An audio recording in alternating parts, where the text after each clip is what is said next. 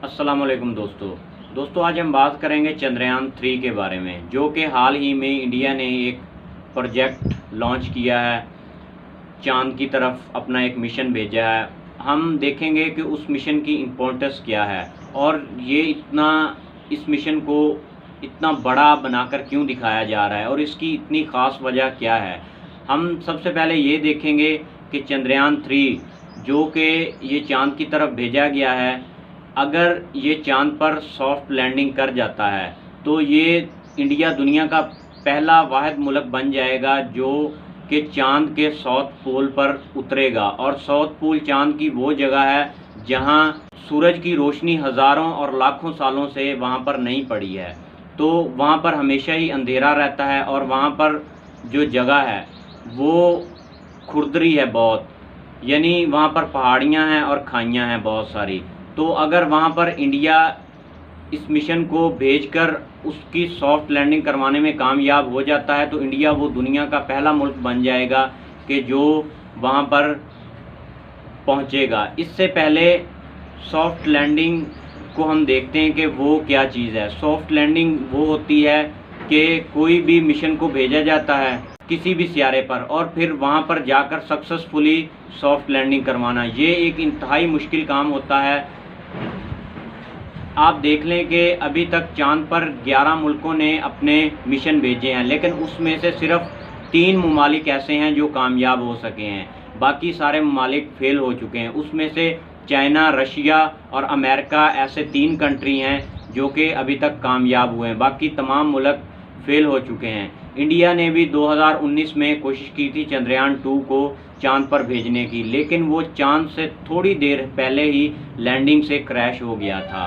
तो जो चंद्रयान 2 में गलतियां की गई थी उसको चंद्रयान 3 में टेक्नोलॉजी इस्तेमाल करके उसको बेहतर बनाया गया है, तो जिसकी वजह से अब उम्मीद यही की जा रही है कि इंडिया इसमें कामयाब भी हो जाएगा। इंडिया ने 70 और 80 की दहाई में एक अपना मिशन भेजा था मार्स पर। इंडिया उसकी लैंडिंग करवाने में सक्सेसफुल हो गया था।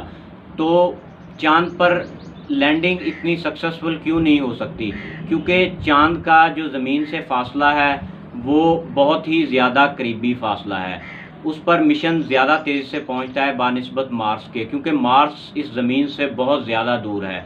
जब ये हम यहाँ से मिशन भेजते हैं तो उसकी स्पीड मार्स तक पहुँचते पहुँचते कम हो जाती है, फिर वो वहाँ पर इजीली लैंडिंग कर जाता है। लेकिन जो चांद है वो ज़मीन के इतनी ज़्यादा दूर नहीं है, तो जब यहाँ से हम मिशन भेजते हैं, आपको भी पता है कि जो हम मिशन भेजते हैं उसकी स्पीड बहुत ज़्यादा तेज़ होती है। उसको फिर 360 में वहाँ पर जाकर चक्कर लगाने होते हैं। जब उसकी स्पीड कम होती है तो फिर ही उसको चांद के ऊपर लैंडिंग करवाई जाती है। तो अगर उस लैंडिंग के दौरान अगर थोड़ी सी भी ख़राबी पैदा हो जाती है तो फिर वो मिशन लैंडिंग करने में नाकाम हो जाता है। तो ये जो सॉफ्ट लैंडिंग वाला काम है ये एक इंतहाई मुश्किल काम है। तो अगर इंडिया इसको करवाने में कामयाब हो गया तो ये बहुत बड़ा मिशन होगा और ये सक्सेसफुल मिशन होगा और इंडिया की बहुत बड़ी कामयाबी होगी। अब हम देखेंगे कि ये इंडिया मिशन क्यों करना चाहता है। ये जो चांद का साउथ पोल है इसमें बहुत सारे राज छुपे हैं, इसी वजह से यहाँ पर आज तक कोई भी कंट्री ने कोशिश नहीं की है जाने की। यहाँ पर हमें पता ये चलेगा कि ये जो हमारी कायनात है ये वजूद में कैसे आई। अभी तक तो हमें यही पता है, हमें बिग बैंग ने बताया है कि तमाम चीज़ें इकट्ठी थी, फिर धमाका हुआ, फिर ये हमारे जो सियारे हैं ये बिखर कर अलहदा-अलहदा हो गए। लेकिन साउथ पोल वो चांद की जगह है जहाँ पर ये मालूम किया जाएगा कि ये जो हमारी कायनात है ये वजूद में कैसे आई है। तो इसी वजह से इंडिया ये कोशिश कर रहा है कि हम वहाँ पर जाएं और उसकी तफ्तीश कर सकें कि ये कायनात वजूद में कैसे आई। दूसरी, वहाँ पर अगर इंडिया को मिनरल्स और ज़खायर मिल जाते हैं तो उससे इंडिया का बहुत सारा फ़ायदा होगा और इंडिया को इसमें तरक्की करने में बहुत सारी मदद मिलेगी। जितने हमारे पास इस वक्त टोटल रिज़र्व हैं, इंडिया ने सिर्फ एक मिशन पर इतने सारे पैसे खर्च कर दिए हैं। तो आप इस बात से अंदाज़ा लगा लें कि इंडिया कितना इस मिशन को लेकर सीरियस है कि वो इस मिशन को हर हाल में सक्सेसफुल बनाना चाहता है।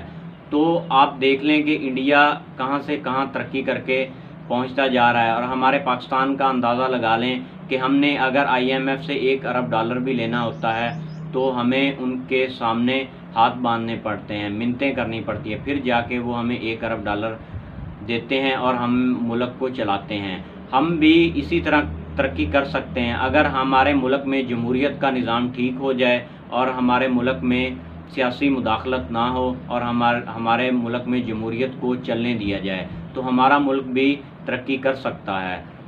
तो अगर हम इस तरह ही चलते रहे कि हुकूमतों को गिराते रहे, नई पार्टियां बनाते रहे, बड़ी पार्टी को तोड़ते रहे, तो हमारा मुल्क कभी तरक्की नहीं कर सकता। इंडिया वो एशिया का दूसरा मुल्क बन चुका है जो सबसे ज़्यादा तेज़ी से तरक्की कर रहा है। वो तरक्की ये सिर्फ अपने लोगों की वजह से नहीं कर रहा है, बल्कि वो ये तरक्की अपने जो ज़मीन में छुपे हुए मिनरल्स हैं उनकी खोज करके भी कर रहे हैं। आप देख लें कि जो कश्मीर, जो कि एक मकबूजा इलाका है पाकिस्तान और इंडिया के, उसमें मामलात चल रहे हैं, उसमें उन्होंने वहाँ से लिथियम निकाल लिया है और वो लिथियम बहुत ही ज़्यादा मिकदार में निकला है। और लिथियम एक ऐसी चीज़ है कि उसको आने वाले दौर में वो एटम बम की तरह इस्तेमाल होगा। जितनी भी बैटरीज इस्तेमाल होती हैं पूरी दुनिया में, उनमें वो जो मेन उसका कंपोनेंट होता है वो लिथियम ही होता है। तो इंडिया की बहुत बड़ी कामयाबी है। इंडिया राजस्थान से तेल भी निकाल रहा है और भी इंडिया अपने मुल्क में जो छुपे हुए मिनरल्स हैं उसको निकाल कर इस्तेमाल कर रहा है। और इस तरह इंडिया बहुत ज़्यादा तेज़ी से तरक्की करने वाला एशिया का दूसरा बड़ा मुल्क बन चुका है। तो इंडिया इस वक्त कोशिश कर रहा है कि हम हर तरह से तरक्की कर सकें, तो वो अपनी तरक्की को ऊपर से ऊपर ही लेते जा रहे हैं। वो इंडिया इस वक्त पाकिस्तान के मुकाबले में नेक्स्ट लेवल पर पहुंच चुका है और ये बात हमें तस्लीम करनी चाहिए हर हाल में। लेट्स सी, हम देखते हैं कि इंडिया अगर इस मिशन को, चंद्रयान 3 को सॉफ्ट लैंडिंग करवाने में कामयाब हो जाता है तो ये इंडिया की बहुत बड़ी कामयाबी होगी। देखते हैं कि इंडिया ये मिशन पूरा कर पाता है या नहीं। अपना बहुत सारा ख्याल रखिएगा। मेरे इस चैनल को सब्सक्राइब कर दें, मेरी वीडियो को शेयर कर दें, बेल आइकन को दबा दें ताकि हर आने वाली वीडियो अब तक पहुंचती रहे।